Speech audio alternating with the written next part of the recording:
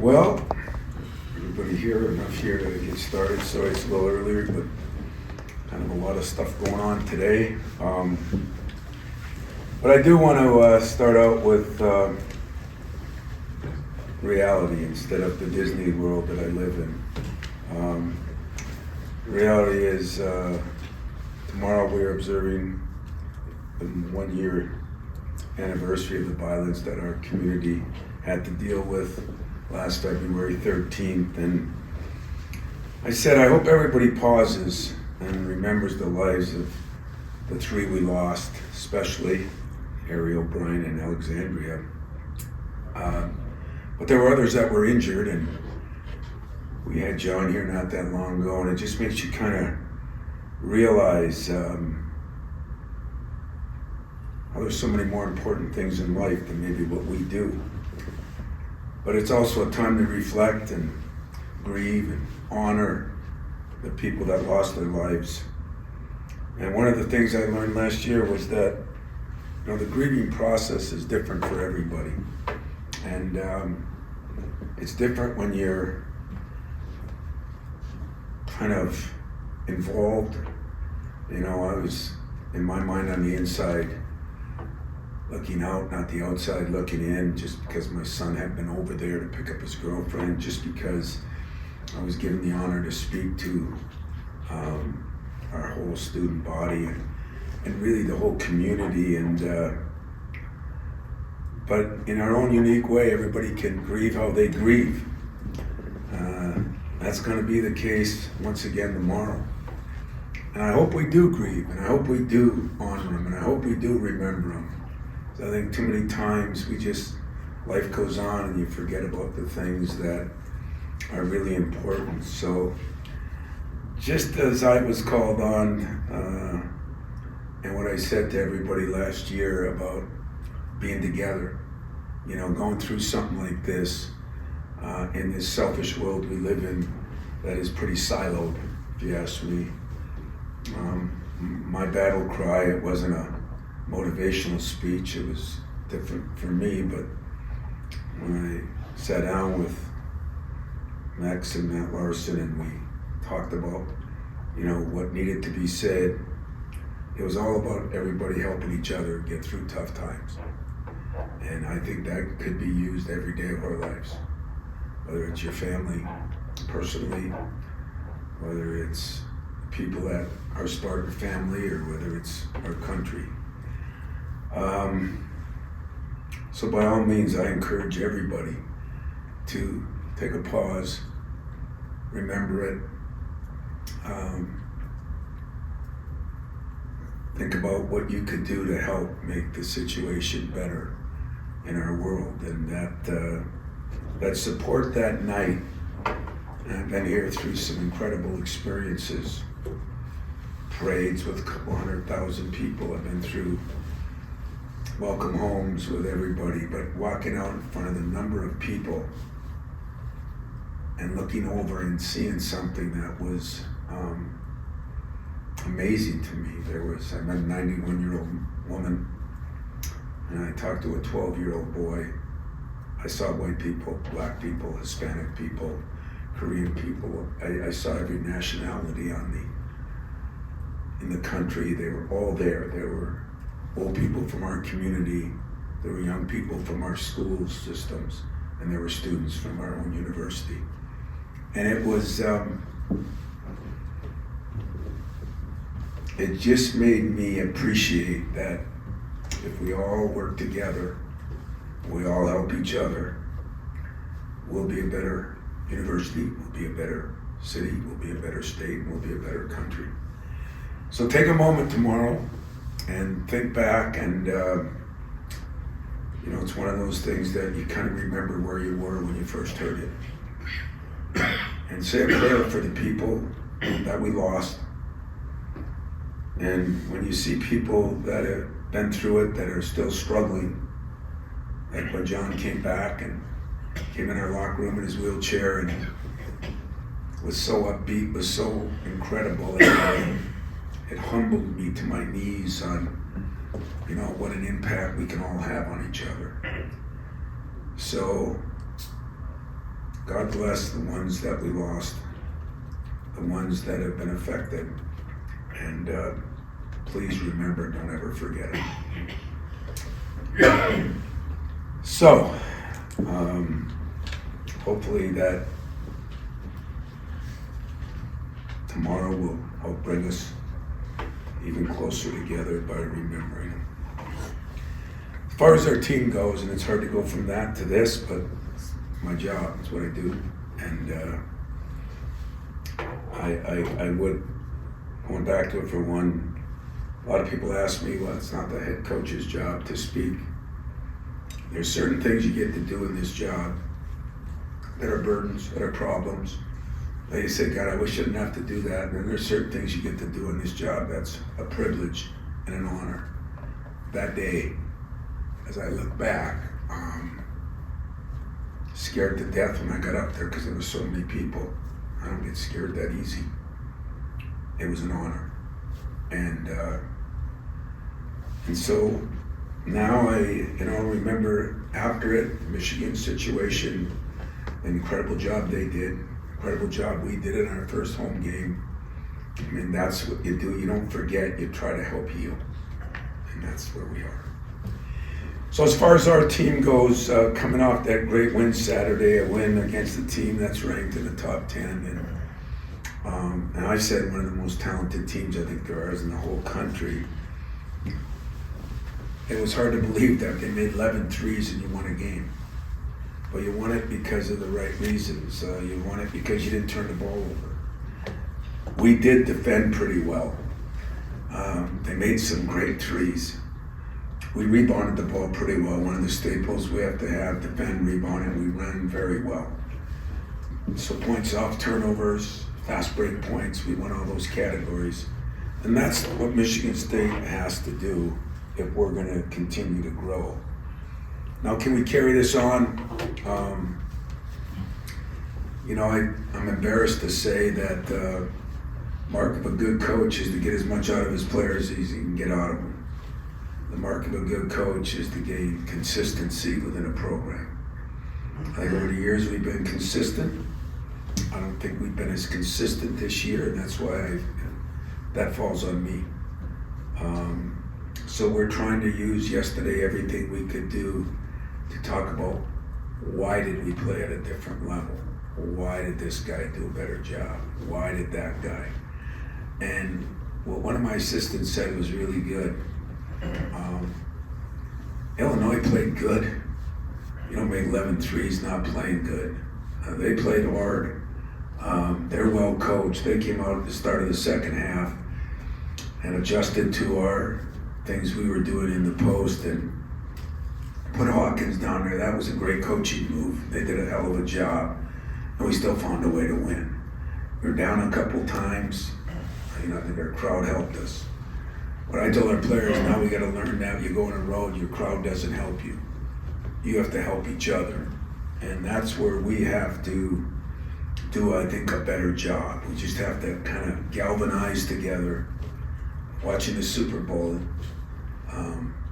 excites me because all the pregame stuff was about some of the problems that Kansas City had during the year, the tough loss on Christmas Day, this and that. And then I was reminded by one of our players from the Magic days that, they were 5-4 at one time, critical game, and I think won after a big time loss at Northwestern and went on, of course, to win the league. And then, where do I think this team is? I think they're every bit where I thought they were at the beginning of the year. I did not know about Malik at the beginning of the year, and he's had maybe as good at 10 games as 10 out of 11 that he can have. I did know a lot about my three guards. I think they're every bit as good. I think they have to get more consistent. I know a lot about the coach. I think he can do his job. He too has to get a little bit more consistent. So if we do all those things, we hit a Penn State team that's won 3 out of 4. Coulda, shoulda, maybe beat Northwestern on the road yesterday. They've been really good at home. They've had a couple guys that have stepped up, but the Ace Baldwin kid has been really good. The Cleary kid got hurt, and it kind of changed their team a little bit. They've got another guy named Brown who came in that hardly did much against us here and is playing really well. I think every one of their guys that are playing have improved, and that speaks volumes about their coach. 3 of their 4 last, including wins over Wisconsin and a potential win over Northwestern, tells you that they're beating and playing with the best teams in the league.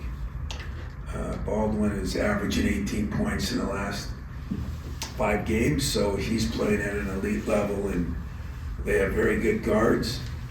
It's going to be a great challenge for our 3 guards who maybe played the best game together that they've played. So I'm excited. I'm excited to see what we can do, but we need to go on the road and bring the same kind of intensity we did a couple days ago. And if we do, I like our chances. If we don't, I don't like our chances. Hey, Tom, just want to thank you for your comments about the anniversary. We all appreciate that, I'm sure. Last week you talked about how you ripped yourself. You said 2 days straight, you put yourself through that. Can you give a little insight on the process of how you worked your way out of it and how you think that helped get the outcome you wanted for the game against Illinois? That's a deep question. You'd be the guy to ask a deep question. You know, I've always said you have to look in the mirror before you can look outside of it. And, you know, I think holding people accountable is getting more difficult. And yet, you know, it was magic when I asked him one time 10 years ago about going to the NBA and can I deal with this, can I deal with that? And he said the great players and great teams all want to be held accountable. Sometimes they don't know it. And I thought about, you know, what he said, and I thought about my best teams. They were player-coach teams, which means I didn't have a lot to do with it. And you know, I laugh about it, but it's true. A player-coach team is better than a coach-coach team. And I think, you know, the huddle the other day, that's exactly what I got. You know, I got some guys upset where everybody would normally have a fit. You know, I did just what I always do. I got after Jaden for the tee because I'd already told him.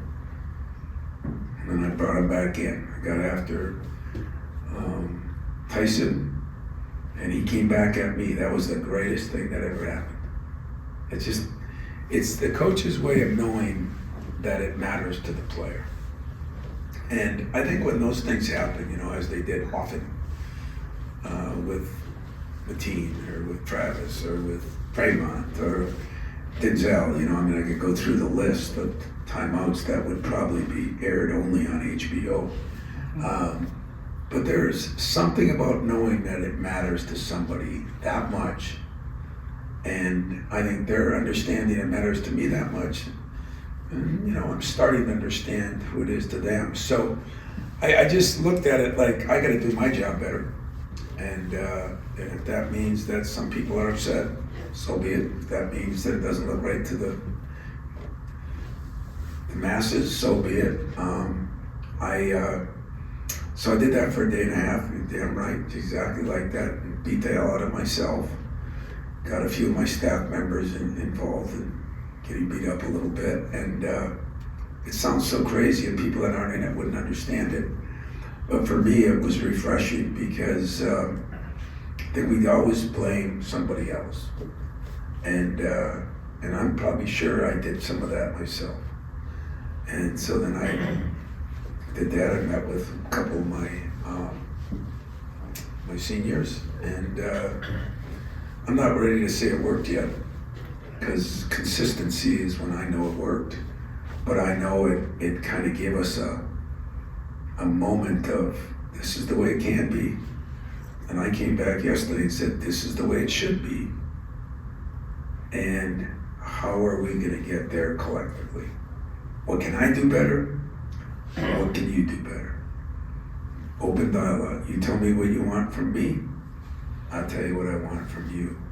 And I realized kind of what Irvin said, you know, guys want to, they just don't it's getting harder because they got so many people they're hearing from now compared to how it was. And instead of me fighting it, and I think I gave in to some of it. And so I'm back to fist fighting it. But at the same time, understanding that it's okay to change, adjust. Andy Reid last night went from this passing team that did everything this year, all of a sudden, they got more into a running game. I know I use football analogies, but they're so easy to see. They're so true. And so, I don't know, just maybe around the corner, bring out the football pads again, have some real fun. Maybe it's right around the corner. I don't know, but I did appreciate that those guys knew their backs were against the wall, and they responded, and that's really what you want to get out of people. Can they respond? Now, how do we consistently do that? That's the next step. Thank you so much. Kind of along those same lines, but whether you're 29 years in as a Hall of Famer or in your first year of school like Mike is at Penn State, as a coach, how do you kind of, I guess, keep the understanding is that I'm constantly learning? There's not a repeat button based on all these things. For me, I watch so much on how other people do things. Yes, I watch Mark D'Antonio here. Yes, I watch Nick Saban because I try to find guys that I know something about. I watched the Miami Heat. I watched Pat Riley just because Irvin talked about him so much my early years,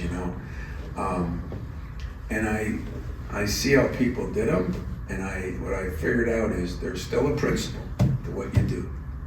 There's a principle thing that you have to believe in on how you can have success. And then whether you run it, throw it, kick it, all those things, those are the intangibles that I think you can adjust to. When we're not a great defensive team or a great rebounding team or don't have mental or physical toughness, that's unacceptable. It's unacceptable if it was 30 years ago, if it was 20 years ago, if it was 20 years from now. How I get through to guys, there are new adjustments. What is important?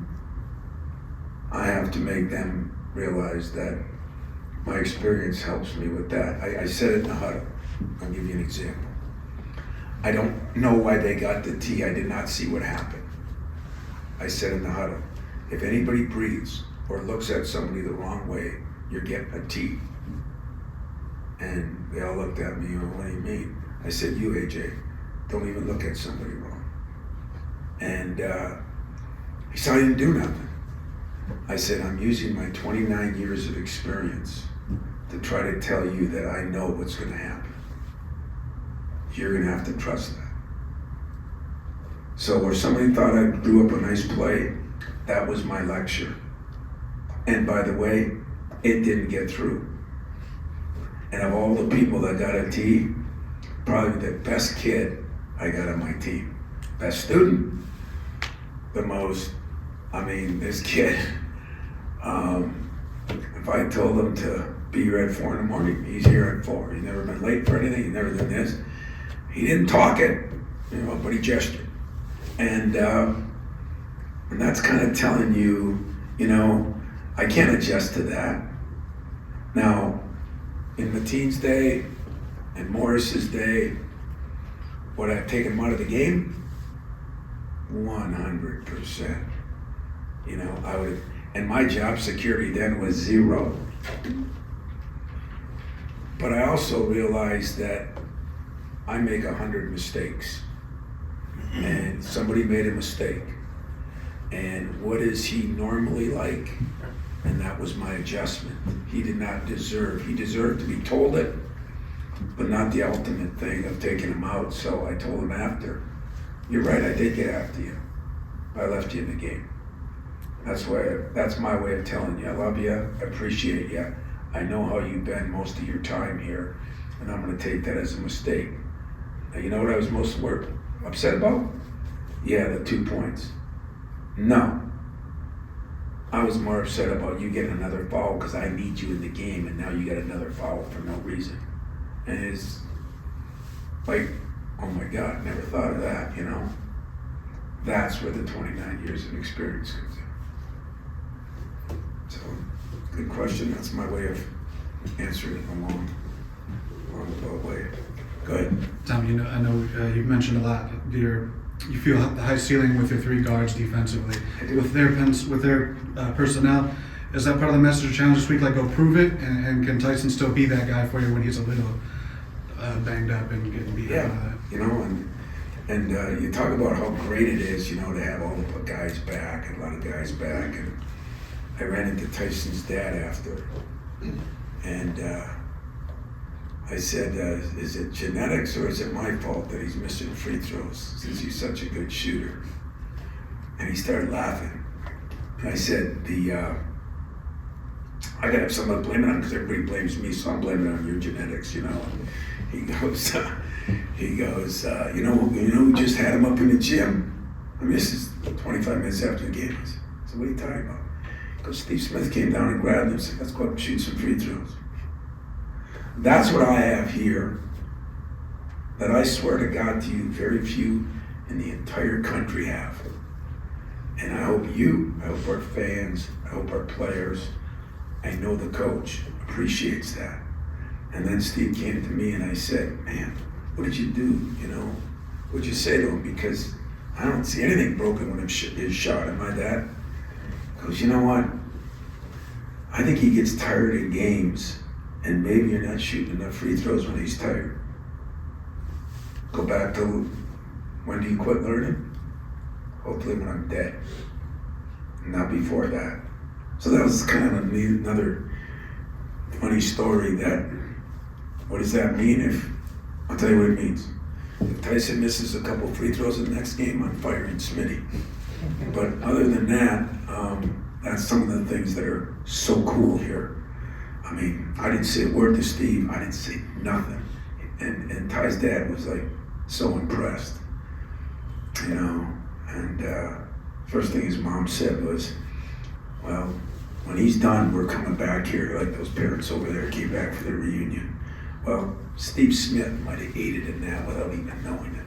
So I don't want to get off on tangents, but I better realize how lucky I am sometimes. How about the guards? Your guards defensively against them now? Yeah, the guards, you know, I told my guards, some of you might have picked them, some of you maybe not, but in some of the magazines they're picked as the best backcourt or one of the best backcourts in the country, the three of them. I said, have we consistently played like that? They said no. I said, why not? I didn't have a good answer, they didn't have a good answer, you know. But guard play is what helps you win when you get to a tournament. Guard play what helps you win in big games. Why have we lost some of these 2-3 point games at the end? Guard play's gotta be, and coaching. You gotta take the responsibility for that. And whether it be sometimes missing a free throw, whether it be sometimes, you know, not doing enough defensively or not offensively, but we're gonna face a very good perimeter. Those two guys, Cleary and Ace Baldwin, are they're the real deal. They both can score it, they both can drive it, they're both strong, they're both tough. And they've got a couple other guys now. Brown has really added in some shooting. They've got some other guys that are perimeter guys that we're going to have to guard. So, yeah, it's a good game to come back from after playing good here. Now you get a whole different, you know, we went against big guards at Illinois, athletic guards. Now we're going to go against athletic, smaller guards. So it's going to be a good challenge for them.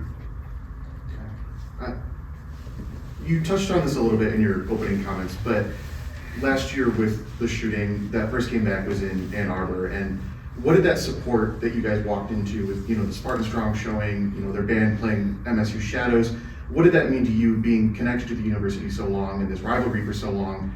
What did it mean to you to see your rivals kind of embrace you guys as you came in as the visitors? Well, they 100% did, and it wasn't because Juwan made them or their president or their AD. It wasn't. You could tell when you were there that it was sincere and from their heart. Because I think everybody needs a wake-up call once in a while to know there are bigger things than the rivalry. And that was one of those rare moments, and I've said this to Fred earlier, that why do we always need a tragedy to bring us together? And that proved the point.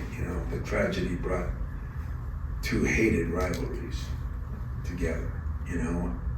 The tragedy at the Hurricanes and Twisters in Alabama brought Auburn and Alabama together. The plane going into the building brought our country together. Maybe we could learn if we would do a better job getting together on some things. You still gotta hate your rival. But where I think I've changed, and I talked to Adam about this, respecting your rival is what you need to do. And that was respect they showed for us. And I told Juwan on the floor, I told his AD, I tried to tell the students that was greatly appreciated and it was classy. And I really believe it was from their heart. And so it meant a lot to me, really did. When it comes to consistency and trying to get guys to play at the same level every game, do you think part of the issue this season has been, the fact that the backcourt was declared by some as being one of the top ones in the country? You guys came in number 4 in the preseason. There was almost like the guys to get up for certain games but not other games because they just think it's... Yeah, I think that's a way that everybody should look at it. In other words, we always say, I'll have to change the terminology now, but terminology is, what are you reading, your press clippings? Now I gotta say, what are you reading, your TikTok, Twitter, page, FaceTime, whatever else there is out there. But are you doing that? And ironically, I don't believe that. I wish I did because it would make it easier for me to figure out. I don't believe that. I don't believe, I think it was a nice honor, it was a collective honor, but I don't think any one of them, they're on everybody's draft page. They're on every draft site. Those guys know that. We got one of them that's up for some player of the year things, but it's not like anybody's a slam dunk in their stuff. So I don't know. I don't know. We have a together team. There's nobody mad at anybody, but it's been a little more difficult, and that's why I deserve to be hard on myself. That is my job, and I've done some different things, and I think I'm trying to go back to the old-fashioned way. No, I'll listen to you sometimes about some things, but the majority of things, they are what they are for a reason. We got time for one or two more. Just a quick follow-up. I guess, do you think sometimes when you guys build these leads, you guys get comfortable? Is maybe what I was trying to say. Yeah, I guess I apologize if I didn't look at it the same way. I do think we make some lapses when we get up. There's a couple bad shots. There's a bad defensive play. There's a free throw miss. So are we losing focus during that time? I mean, nobody wants to miss a shot. Nobody wants to lose a game. Maybe maybe we are losing like the other day. I said, okay, it's the 12-minute mark. Should we take a couple bad shots? I mean, this is how the huddles go. Are we going to learn from mistakes we made the last game, And so you try to bring those things out, but that could be we lose a little focus. I don't know why, though. I mean, again, we're fighting for our playoff lives. We're fighting for everything. So, but as I say that, I don't think it's legal that Kentucky can lose 3 home games in a season, especially in a row. I bet everybody here is surprised that Wisconsin lost 4 in a row. I mean, I thought they might have been the best team in our league. So I use that as an excuse that, maybe saves me a little bit because it's happening to everybody. But I said this last week, what happens to everybody shouldn't happen to Michigan State. Because we have enough players around that have talked about it. We have a coach around who's been through it. Now we need players to believe in it, and that's kind of what we're looking to do. Max has cut me off because I got another function to go to, but I owe you at least. There was one more question I think somebody had. You got it. With Tyson, I think one of the things we saw last week is the usual bump, push, shove, all those things when he's running on offense. But I noticed something on defense that Minnesota was sending guys immediately off, make or miss, to make him run down the court. Are you seeing the teams trying to intentionally wear him down? Oh, there's no question. Especially with the first part of what you said. I mean, if you watch the film closely,